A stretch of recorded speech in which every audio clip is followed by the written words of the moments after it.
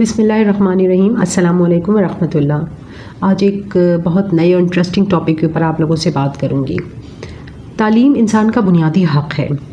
आजकल की जो बच्चियाँ हैं वो अपने तालीम को लेकर काफ़ी सीरियस हैं और जिसके पास थोड़े से भी वसाइल हैं वो बच्चियाँ तालीम हासिल कर रही हैं। ये उनका बुनियादी हक़ है, उनको करना भी चाहिए। लेकिन देखा ये गया है कि और ये हो रहा है आजकल के लड़कियां बहुत ज़्यादा करियर ओरिएंटेड होती चली जा रही हैं, जिसकी वजह से उनकी फैमिली लाइफ भी मुतासिर हो रही है, उनके रिलेशनशिप्स मुतासिर हो रहे हैं और सबसे बढ़कर बच्चों की तरबियत मुतासिर हो रही है। तो इन चीज़ों को बैलेंस रखना आपके लिए कितना ज़रूरी है, वो किस तरह से रखा जा सकता है। आपने तालीम हासिल कर ली, बहुत अच्छी बात है, लेकिन उसके पीछे इंटेंट क्या थी? क्या आप तालीम इसलिए हासिल कर रही थी या की आपने और अब आप जॉब कर रही हैं या कोई कारोबार कर रही हैं तो उसके पीछे इंटेंट ये है कि आप अपनी ख्वाहिशात को पूरा करना चाहती हैं या अपने लाइफस्टाइल को बेटर करना चाहती हैं या फाइनेंशियली अपने आप को आप इंडिपेंडेंट करना चाहती हैं। अगर आपकी ये इंटेंट है तो ये इंटेंट ही गलत है। एक तालीमी याफ्ता औरत ही तालीमी याफ्ता नस्ल की बुनियाद रखती है, इसकी इम्पोर्टेंस को समझें। एक तालीमी याफ्ता औरत ही तालीमी याफ्ता मुआशरा चला सकती है। आपके पास तो वो पावर मौजूद है। तो तालीम का मकसद सिर्फ ये नहीं है कि आपको अपने आप को फाइनेंशियली स्ट्रॉन्ग करना है। तालीम का तो सबसे अव्वलीन जो मकसद है वो ये कि आपको अपनी आने वाली नस्ल की अच्छी तरबियत करनी है। वो तो कहीं बैकग्राउंड में ही चली गई ना इंटेंट। तो उसके लिए ज़रूरी है कि बैलेंस लाइफस्टाइल को अपनाया जाए।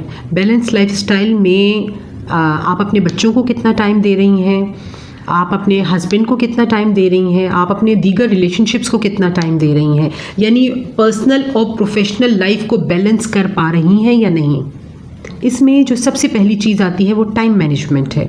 टाइम मैनेजमेंट पर सेपरेट भी मेरा लेक्चर मौजूद है, अगर आप वो सुने तो आपको काफ़ी हेल्प मिलेगी उससे। टाइम को मैनेज करें, कितना टाइम अपने वर्क प्लेस के लिए अपने काम को देना है, कितना टाइम आपको घर पे देना है, कितना टाइम बच्चों को देना है, कितना टाइम हस्बैंड को देना है और कितना टाइम खुद को देना है। ये सारी चीज़ें टाइम मैनेजमेंट का हिस्सा हैं और ये बहुत ज़रूरी हैं आपके लिए अपनी पर्सनल और प्रोफेशनल लाइफ को बैलेंस करने के लिए। दूसरी चीज़ आती है प्रायोरिटी। अपनी प्रायोरिटी लिस्ट बनाएं और देखें कि प्रायोरिटी लिस्ट में टॉप पर क्या चीज़ आती है। आपका वर्क आता है, आपके बच्चे आते हैं, आपकी फैमिली आती है या आपका शौहर आता है, क्या चीज़ है, या आपके फाइनेंसेस आते हैं। ये प्रायोरिटीज़ फिक्स करना आपके लिए बहुत ज़रूरी है। तो इससे भी आपको अंदाज़ा होगा कि कहाँ आपको ज़्यादा फोकस रहने की ज़रूरत है। तीसरी चीज़ होती है आपके हस्बैंड के साथ आपके रिलेशंस। जब लड़कियां घर पे टाइम कम देने लगती हैं और बहुत ज़्यादा अपने वर्क प्लेस पे टाइम ज़्यादा उनका होता है या अपने काम की तरफ वो घर भी अगर आई हैं तो ऑफिस का ही काम कर रही हैं, तो ऐसी सूरत में अगर हस्बैंड के साथ आप अपना वक्त नहीं गुजार रही तो बिलीव मी, जो आपके म्यूचुअल प्रॉब्लम्स हैं वो चाहे फैमिली से रिलेटेड हो सकते हैं या बच्चों से भी रिलेटेड हो सकते हैं या फाइनेंसेस से रिलेटेड हो सकते हैं। अगर आपके कोई म्यूचुअल प्रॉब्लम्स हैं वो जब तक आप दोनों मियाँ बीवी सर जोड़ के नहीं बैठेंगे वो प्रॉब्लम्स ना एड्रेस होंगे और ना कभी रिजॉल्व होंगे। तो आपको ज़रूरत है कि अपने हस्बैंड के साथ ज़रूर दिन में आधा घंटा 1 घंटा बैठ के बातें करें, जस्ट नॉर्मल कॉन्वर्सेशन करें ताकि आपको पता हो कि एक दूसरे की लाइफ में क्या चल रहा है। नंबर 1। नंबर 2 ये कि आपके जो म्यूचुअल प्रॉब्लम्स हैं वो रिजॉल्व हो सकें, वो एड्रेस हो सकें। वो नहीं होते क्योंकि मेरे पास काउंसलिंग में कपल्स आते हैं तो पता ये चलता है कि जी दोनों एक साथ तो बैठ के बात ही नहीं करते ना, और जब बैठ के बात करते तो बीच में बच्चे भी मौजूद होते हैं, तो वो जो एक 1-to-1 कॉन्वर्सेशन होती है हस्बैंड वाइफ की वो नहीं हो पाती, जिसकी वजह से ना तो म्यूचुअल प्रॉब्लम्स एड्रेस होती हैं और ना ही कभी रिजॉल्व होती हैं। फिर किसी काउंसलर को बीच में आके दोनों में ये बॉन्ड बनाना पड़ता है कि आप बैठ के बात करें, एक दूसरे को वक्त दें।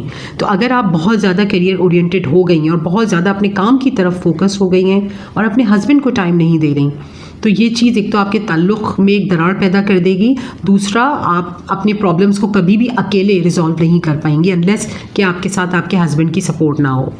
फिर इसका एक और नुकसान ये हो जाता है कि जब हस्बैंड वाइफ बैठकर बात नहीं करते तो फिर वो एक बच्चों की तरबियत के हवाले से एक ब्लेम गेम शुरू हो जाता है कि सिर्फ मेरी ज़िम्मेदारी नहीं है, तुम्हारी भी ज़िम्मेदारी है, तुमने बच्चों की तरबियत ठीक नहीं की।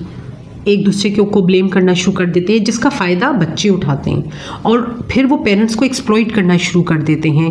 गुमराही के चांसेस बहुत बढ़ जाते हैं बच्चों के। क्योंकि पेरेंट्स सोहबत पर पूरी तरह से नज़र नहीं रख पा रहे हैं बच्चों की, अपनी मसरूफियत की वजह से।